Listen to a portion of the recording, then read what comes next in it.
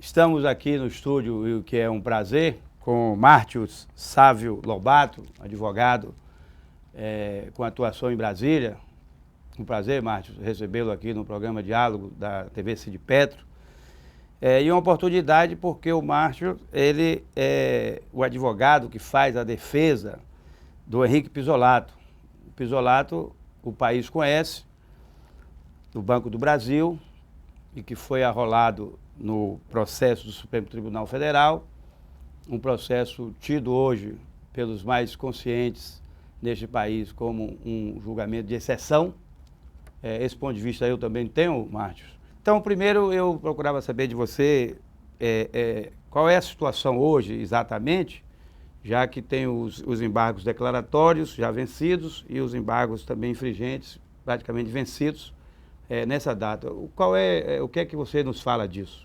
Olha, bom, em primeiro lugar agradeço aí o convite de estar aqui na TV do Cid Petro, que são momentos que eu chamo de horizontalização das informações, né, para a gente quebrar essa verticalização e estrutura formal e autoritária que a imprensa tem tido.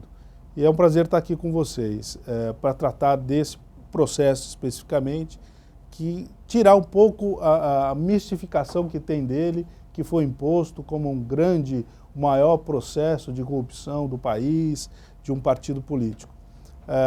Como você falou, eu atuo na defesa de Henrique Pizzolatto, que é um ex-diretor de marketing do Banco do Brasil, foi condenado a 12 anos e 7 meses de regime fechado por supostas liberações de valores contra crime de administração pública.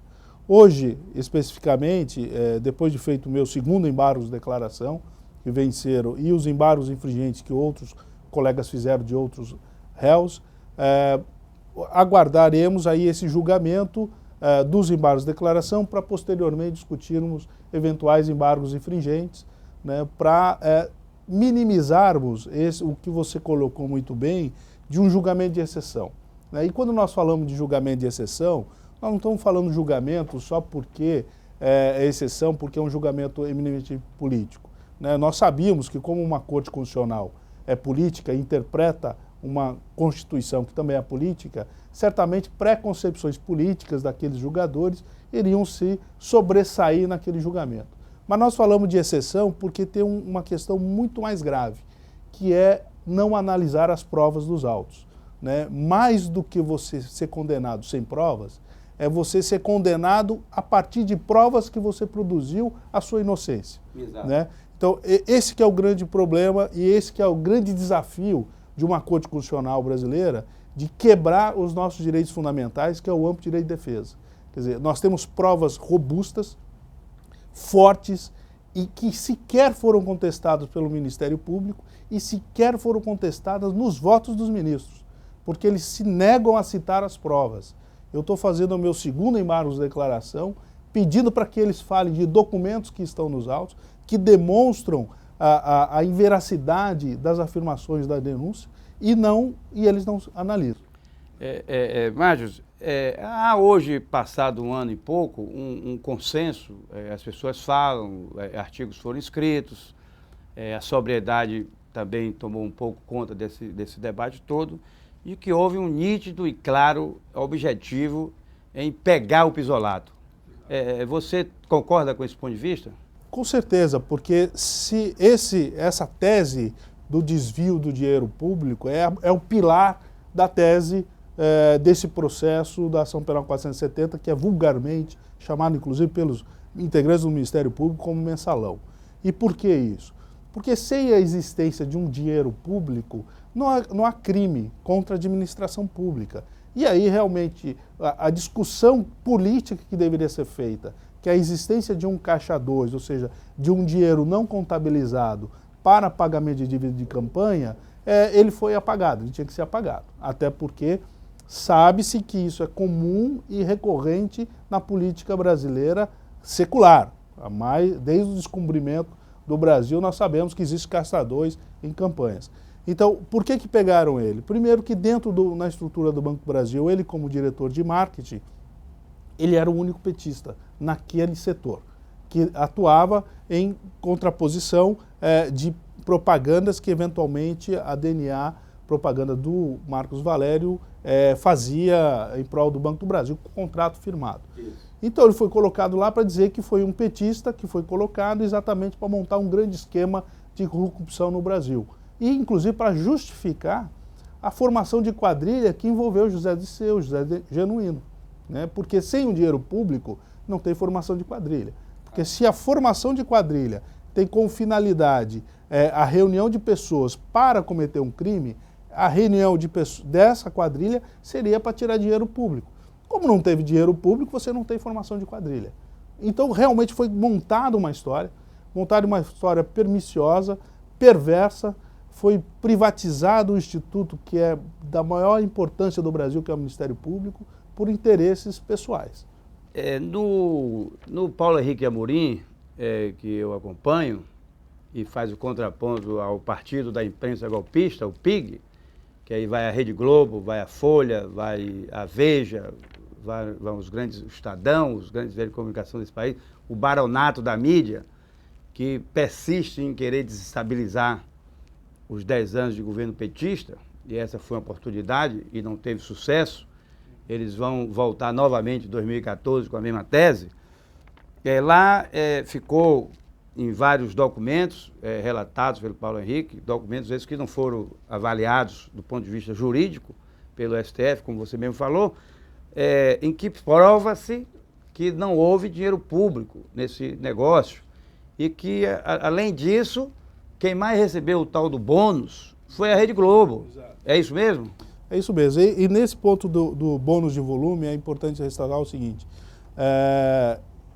tanto nas minhas alegações finais, a prova que eu produzi nos autos e a minha sustentação oral, eu firmei isso.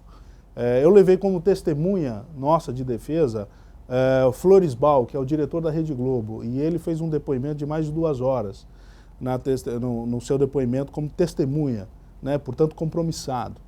E ele explicou o que seria o bônus de volume e disse que foi ele que criou o bônus de volume no Brasil, que foi a Rede Globo que instituiu o bônus de volume. E afirmou com todas as letras, e está escrito textualmente, que a Rede Globo mantém contrato com o Banco do Brasil e nunca repassou o bônus de volume para o Banco do Brasil, porque não é do Banco do Brasil. Então, é o que eu falei na minha sustentação oral e que até hoje nenhum integrante da Suprema Corte se manifestou. Por exemplo, se realmente aquele bônus de volume que o meu cliente está sendo condenado como não buscar para o Banco do Brasil é do Banco do Brasil, se isso é crime, porque até hoje o Ministério Público, o seu procurador Rugel e o atual Procurador-Geral da República não processaram a Rede Globo por crime também, porque ele tem uma declaração expressa no depoimento, juramentado, de que nunca repassou. Então, de duas uma, ou realmente esse dinheiro não é do Banco do Brasil, e portanto eles não têm elemento, ou eles estão agindo, utilizando, é o que eu falo da privatização de uma instituição pública, utilizando de forma perversa um processo para incriminar um partido. Porque a Rede Globo confessou, eu mostrei lá que mais 5 empresas confessaram que nunca repassaram o dinheiro para o Banco do Brasil, porque não é o do Banco do Brasil. O Tribunal de Contas da União fez um julgamento na véspera do julgamento do mensalão, que foi desconsiderado, absolvendo as empresas, porque afirmando que o bônus de volume não era do Banco do Brasil, e isso tudo foi desprezado. Por isso que eu falo que o lado mais perverso de um julgamento de exceção não é um julgamento político, por preconcepções políticas, é não analisar a prova. Né? Mais do que você ser ouvido, é você ter a garantia daquele juiz vai ler e justificar a sua prova.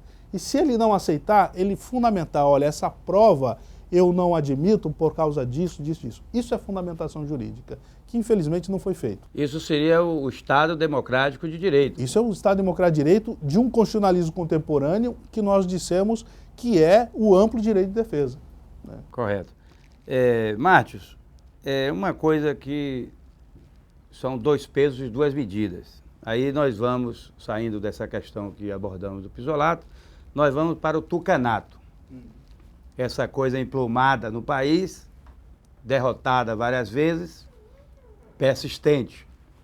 E aí tem o mensalão mineiro, que não anda para lugar nenhum, guardado a 7 chaves, E mais recentemente tem o escândalo dos tucanos em São Paulo. É um negócio avassalador, abalaria qualquer instituição de poder nesse país, e com um absurdo mais recente, que o Grandes, um procurador, grande parte do país sabe dos comprometimentos políticos partidários, e que agora aparece a história de que a Suíça engaveta o processo que solicitou da investigação contra a Alstom, que a Siemens botou na rua, e que pega de Mário Covas a José Serra e ao Alckmin, todos os tucanos emplumados do país, a cúpula e a nata do tucanato, e que aí ele engavetou, foi colocado numa pasta errada, e por força disso a Suíça paralisou, e parece que o país assiste a isso como é que diria? Não é nem com surpresa, porque partindo desse ambiente e dessa mídia que não trata essa questão da mesma forma como tratou as questões relacionadas ao PT, fica nisso. Qual é a sua avaliação aí desse imbróglio do tucano com a Alstom, com a Siemens e com o período que é de todos os governos paulistas? Veja, você tocou, Sobral, em duas questões que são muito caras para o Brasil e para a sociedade brasileira, que é uma questão da liberdade de imprensa, né? A mídia, a grande mídia se posicionando frente a e protegendo segmentos e setores da sociedade, e outra é a quebra, novamente, da utilização da instituição democrática, que é o Ministério Público, por relações privadas. Então, esse caso aí é emblemático, essa questão. Quer dizer, o chamado mensalão tucano, ele é anterior ao que chamam de mensalão do PT, né?